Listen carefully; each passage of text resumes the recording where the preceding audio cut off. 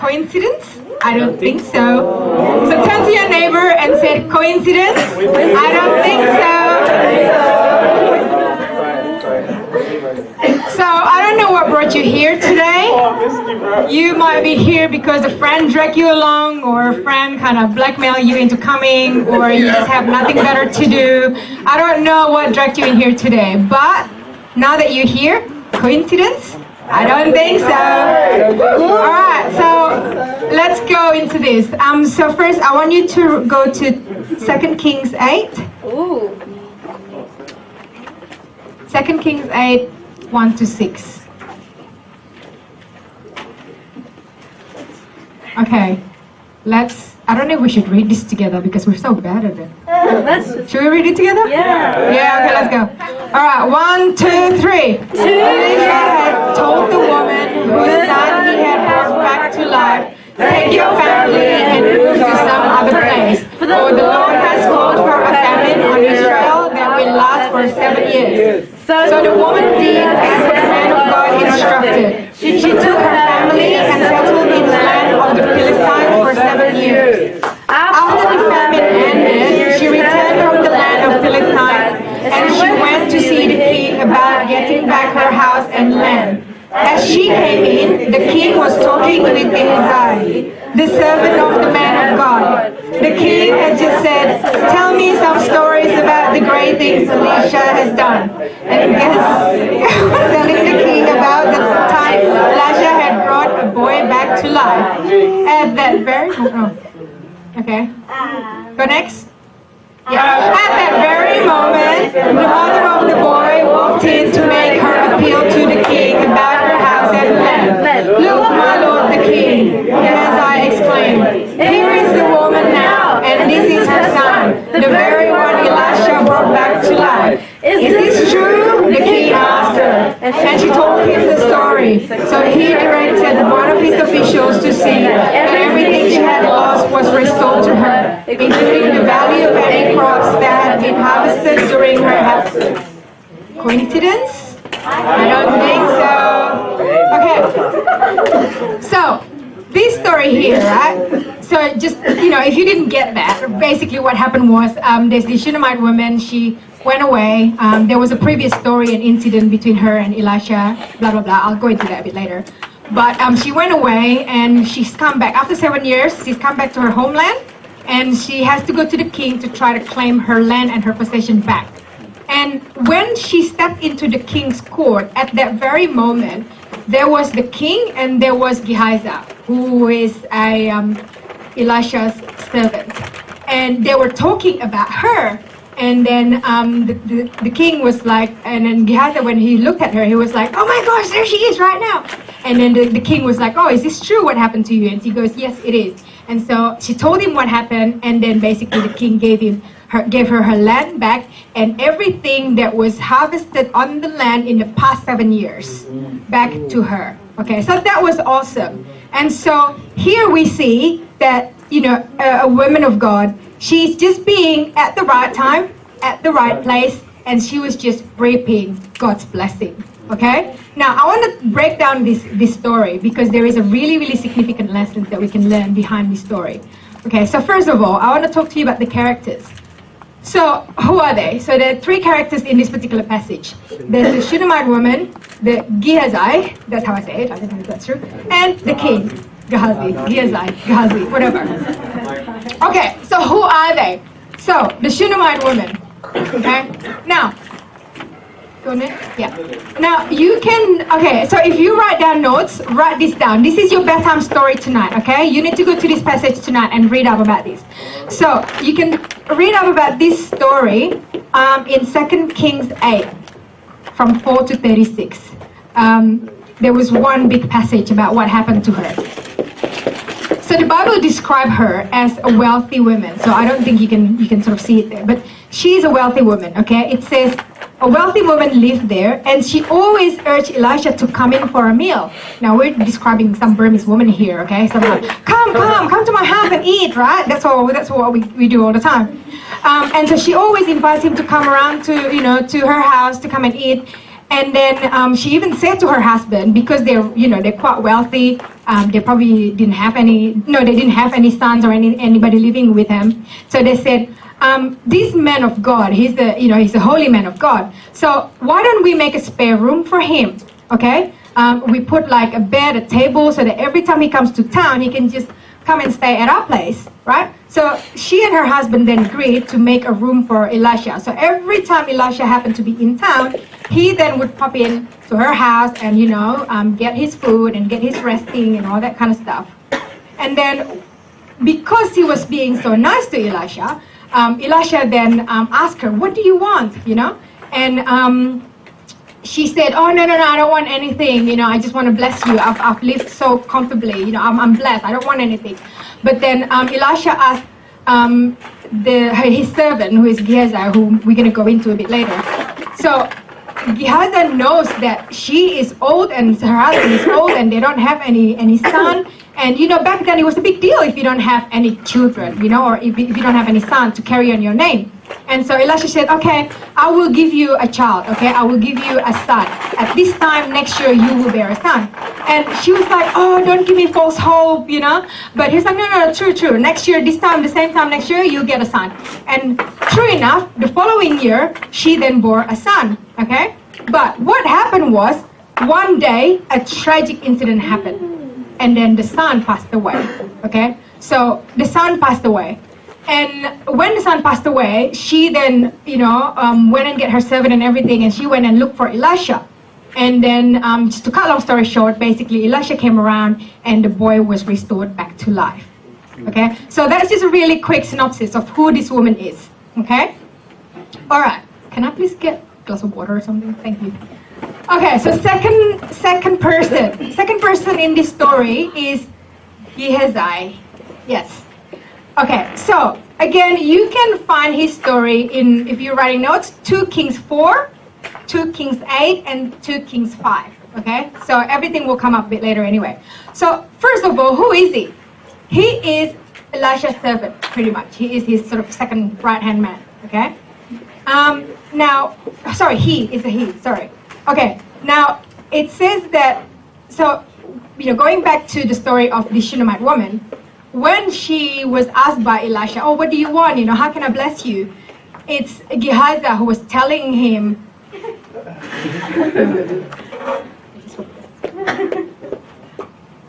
so it was Gehazi who was telling Elisha that, hey, this woman doesn't have a son. So he obviously, while Elisha's busy doing something else, he's busy sleeping around. I don't know why, but anyway. So he then told Elisha that this woman is old, the husband is old, and they don't have a son. So, you can probably bless her by giving her a son. And then when the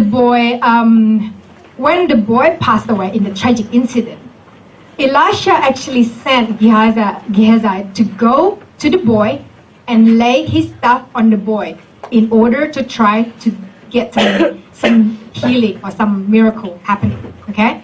So he went home and he tried to restore the boy back to life, but that failed. So anyway, that's Gehazi. And then in 2 Kings 5, we also see another story about this guy.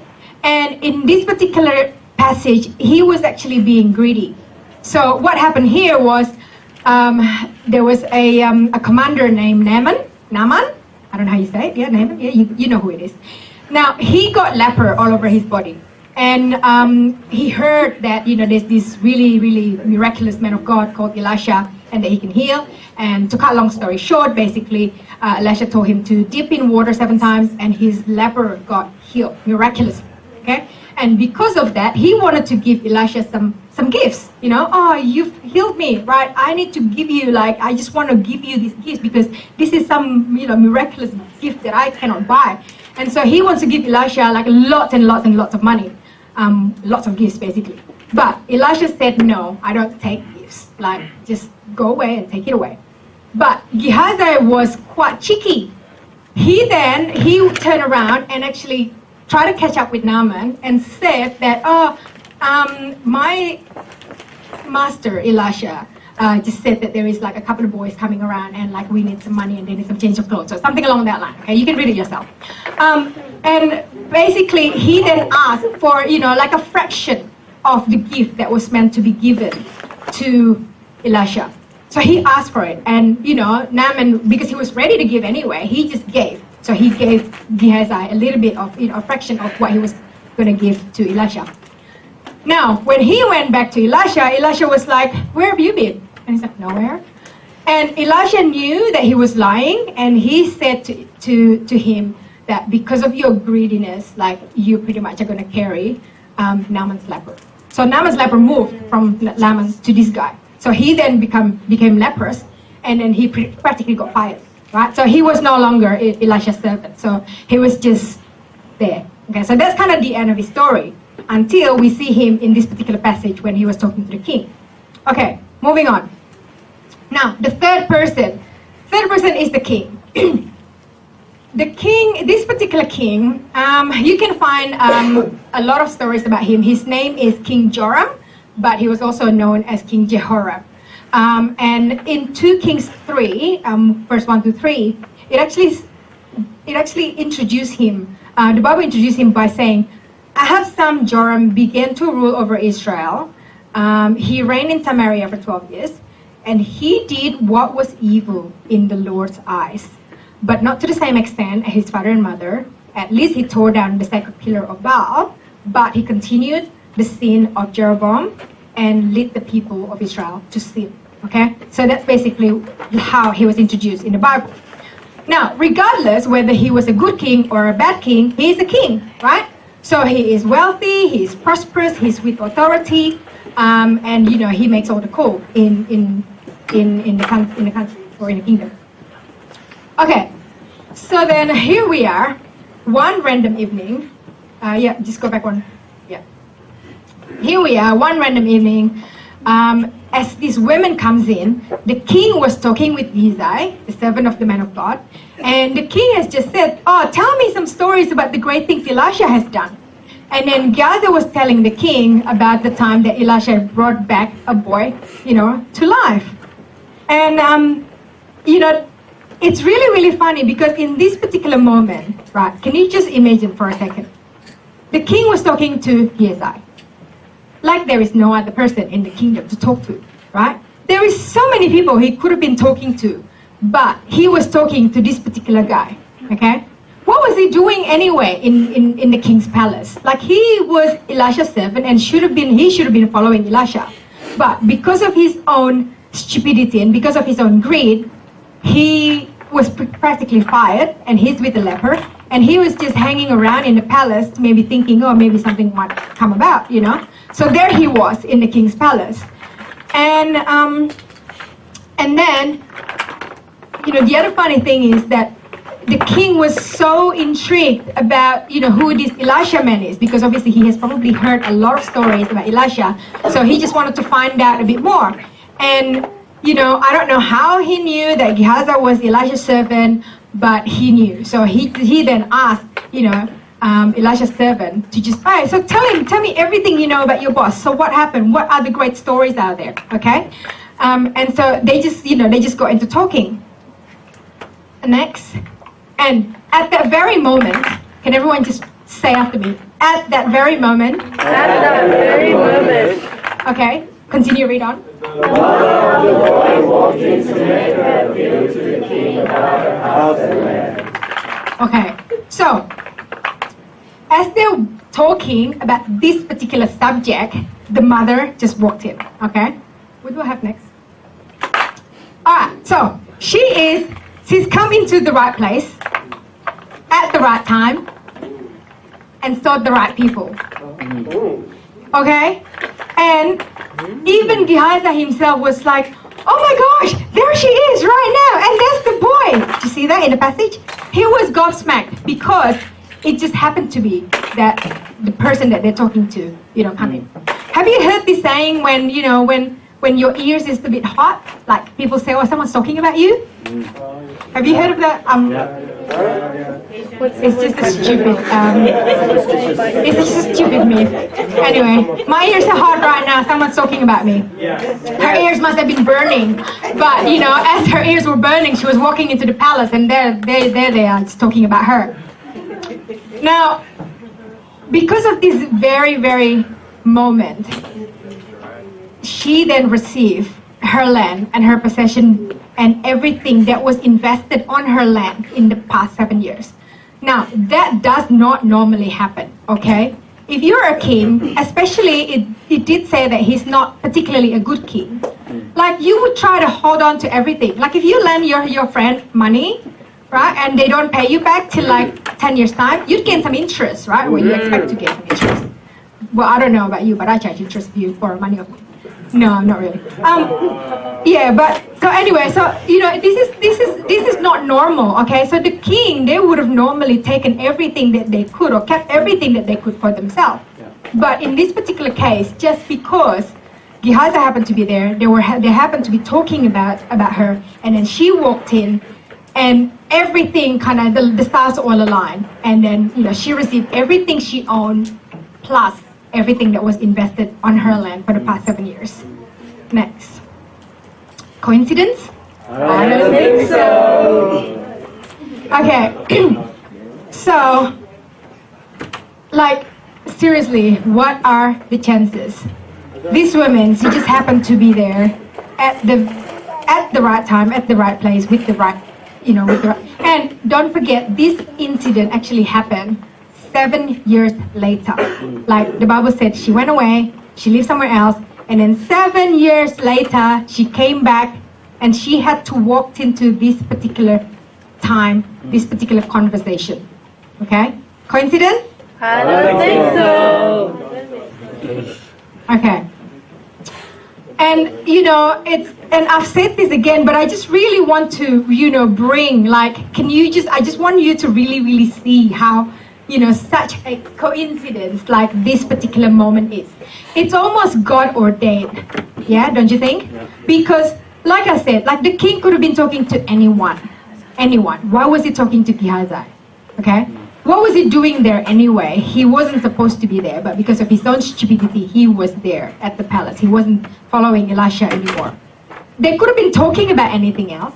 They could have been talking about, oh, hey, Gehazi, tell me why you have leper, like they could have been talking about things like that, but they didn't. They were talking about this particular woman, okay? And, Gehazi could have been involved in many, many other stories or many, many other incidents in the life of Elisha. But the Bible only mentioned Gehazi in that particular incident with the women and with the leper, with Naaman. So he was only involved in two particular incidents. So when the king asked him about, so tell me everything you know about Elisha, he really didn't have much to say, does he? Because he was only there for the incident of that Shunammite woman when he was given a son and when the son was raised back to life.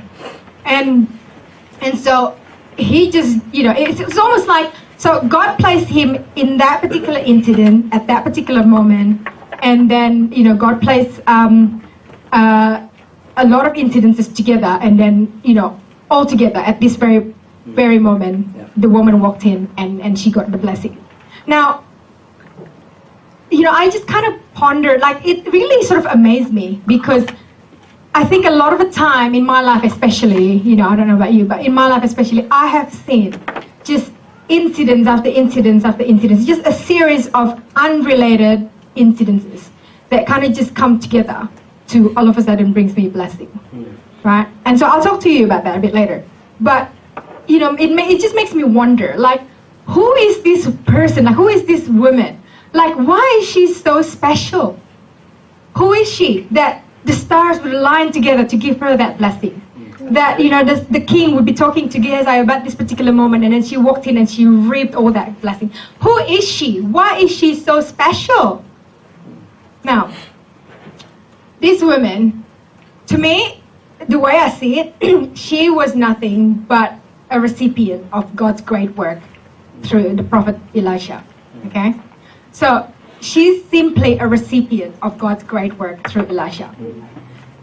It started by her opening her home to Elisha and making room for him to stay every time he comes. So she was just opening up her home to him. She was just being friendly. She was just being hospitable to the servant of God.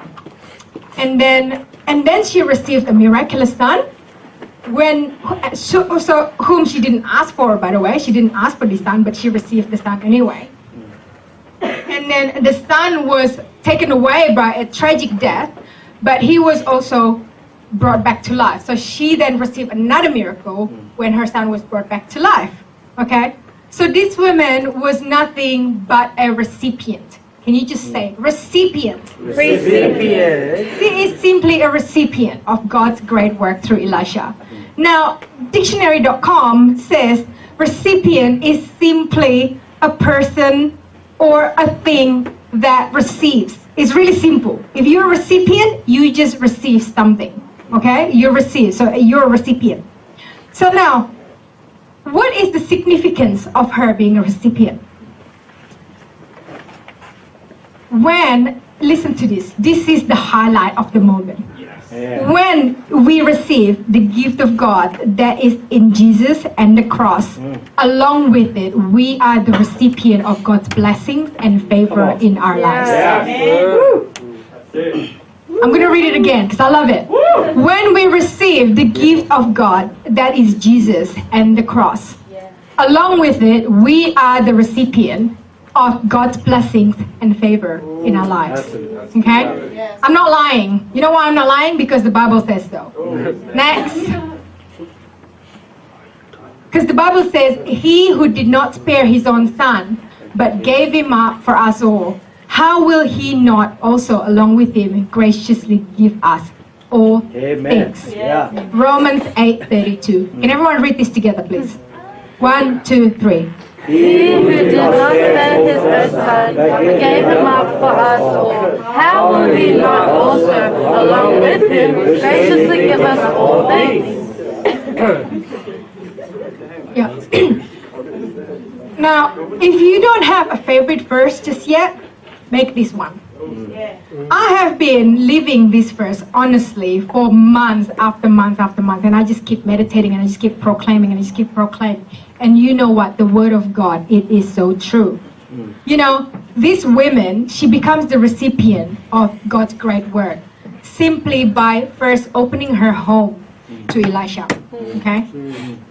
It all starts there, guys. It all starts there. It all starts by you opening your heart up to Jesus, by you opening your heart up to God. You know, just like this woman opened up her heart or her home to Elisha. Now, this woman received a gift of life, which is her son. Okay?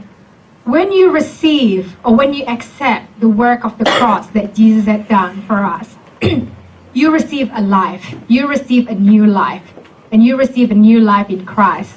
And so just like her, just like this woman received a new life, a gift of life, her son, when you accept Christ into your life, into your heart, you accept the gift of eternal life and the gift of forgiveness and the gift of the Spirit and the gift of life in the Spirit. So it's a brand new life, completely changed. Okay? But, you know, God promised this and He has given up His one and only Son. Okay, I just want to put this in perspective for you. I'm a mother, okay? I'm a mother of 2 beautiful children.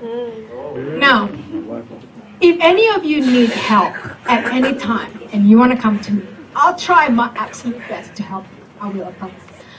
But if you say to me, I need you to give up one of your child, that ain't gonna happen.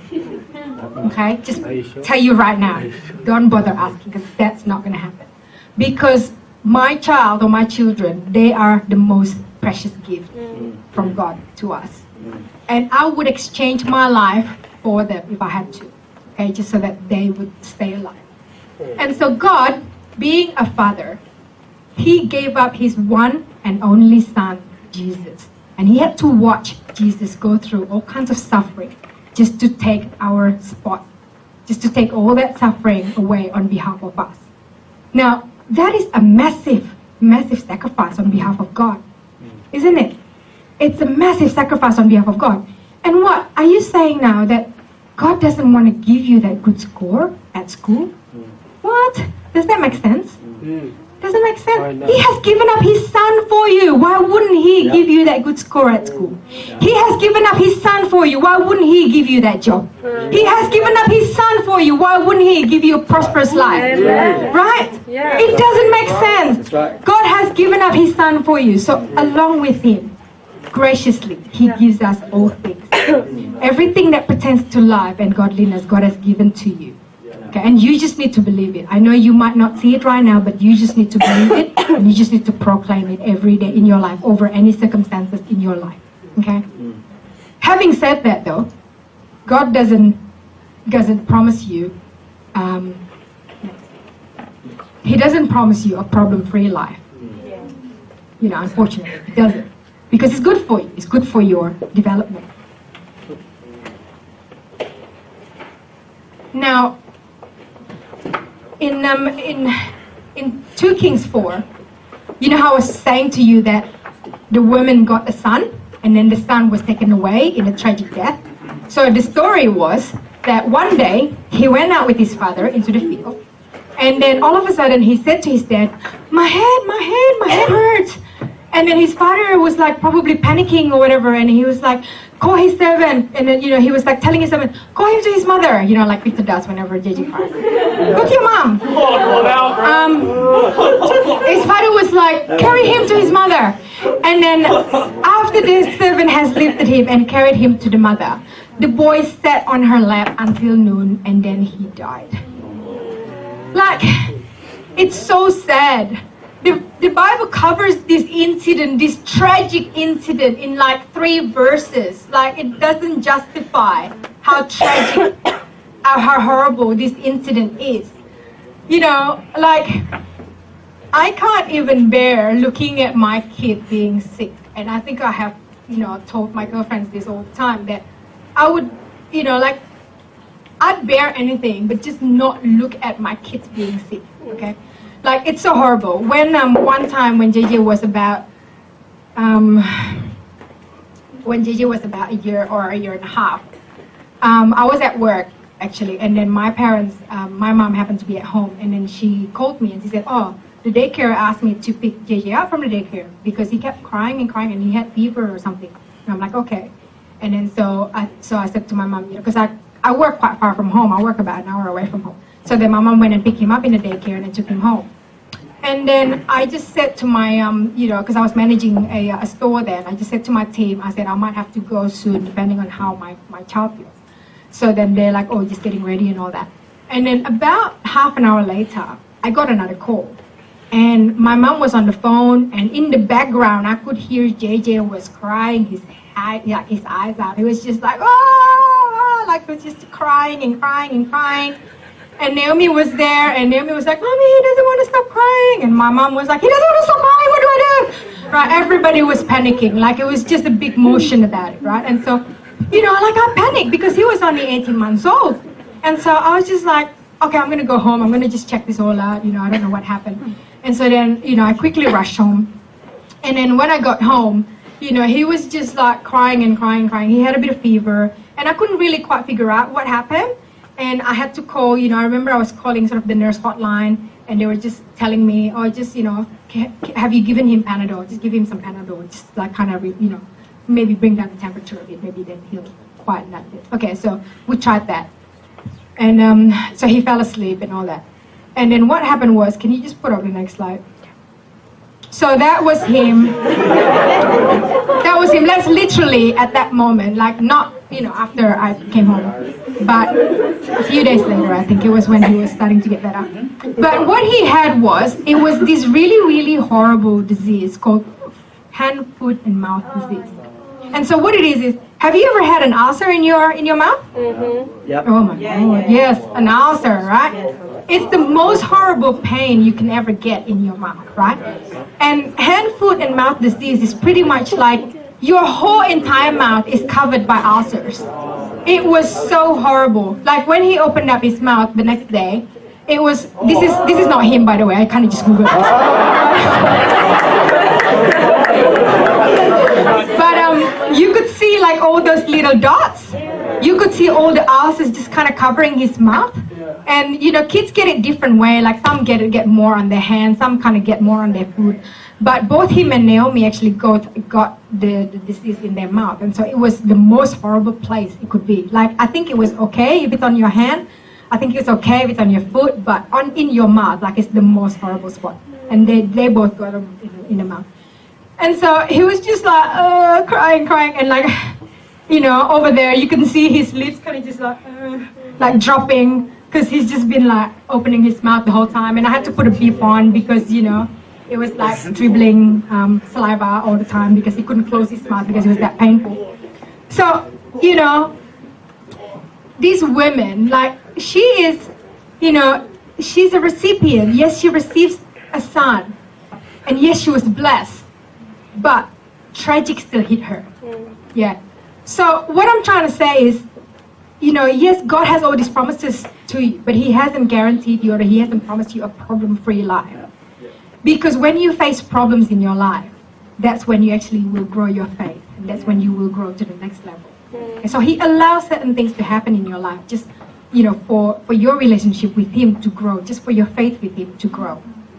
And, but what did she do? What did this woman do? So as soon as, okay, you can put your away now. You can go to next. Okay, yeah. All right. So in 2 Kings 4, as soon as that boy died, look at what she did. She called the husband and said, please send me one of the servants and donkeys so I can go to the man of God quickly and return. And the guy was like, the husband was like, why go to him today? Like maybe he's thinking, oh, the son's already dead, right? It's not the new moon of the Sabbath, But what did she say? She said, it's okay. I'm going to go right now. I don't care what you said. I don't care where the moon, full moon or half moon or whatever. I'm going to go right now. So then she went.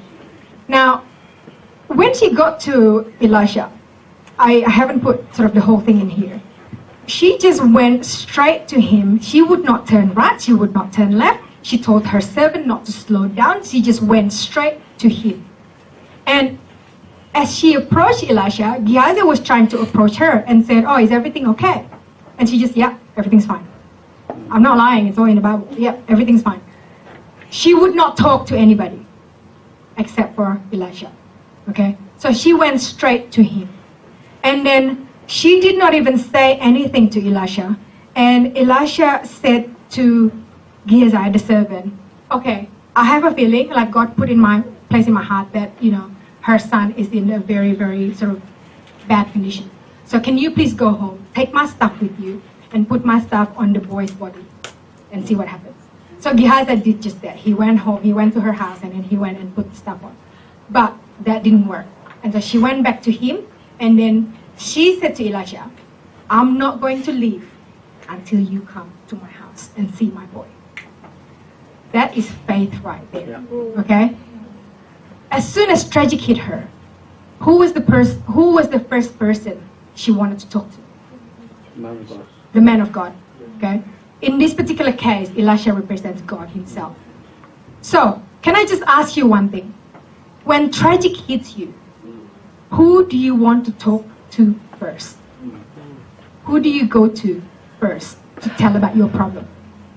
Because she wouldn't say anything to anyone, not even to Gehazi. Gehazi was like, oh, is everything all right? He's like, yeah, everything's fine. And then she went straight to Elisha. Did not turn right, did not turn left. She had faith. Her faith is, I did not ask for this son. God gave him to me.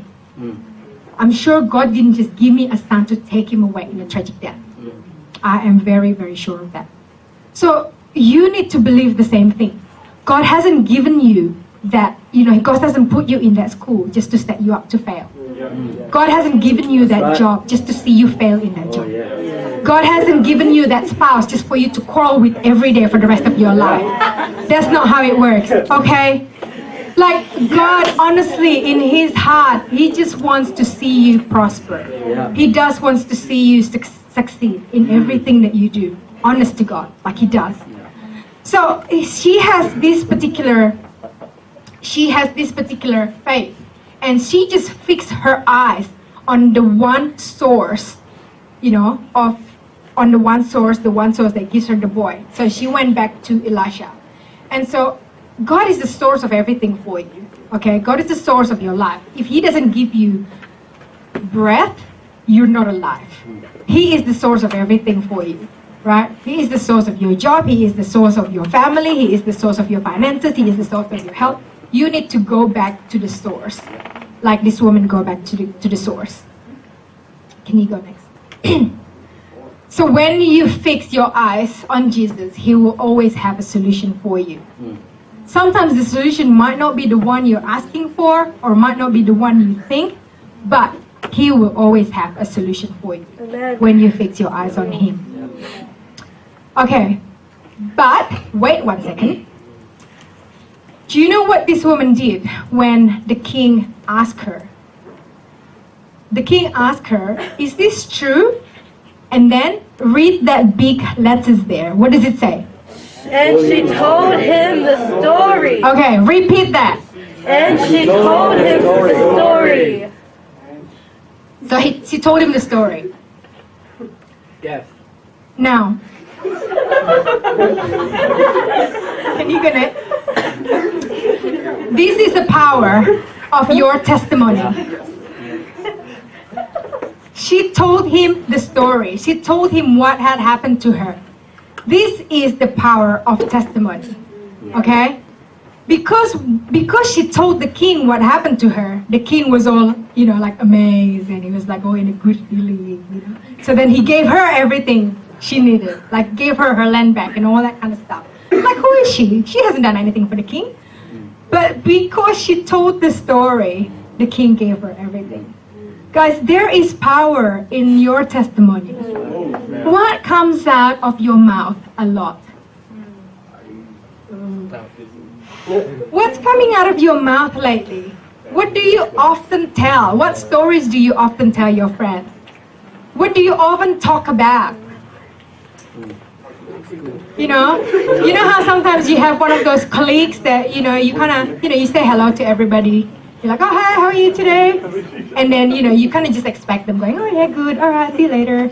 But there's always that one person.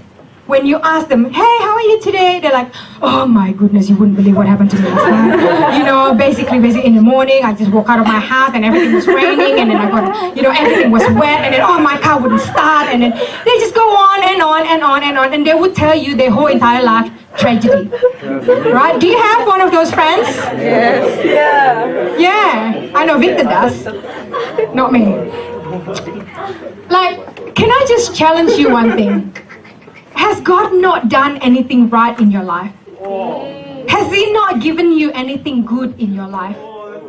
Can you just start talking more about the blessings that you receive in your life? Can you just start testifying more about, the stuff that, your good grades, or you had a good dinner last night, or,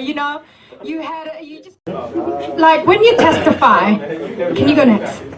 When you testify, testimony just opens up the gateway to God's blessings and favor in your life.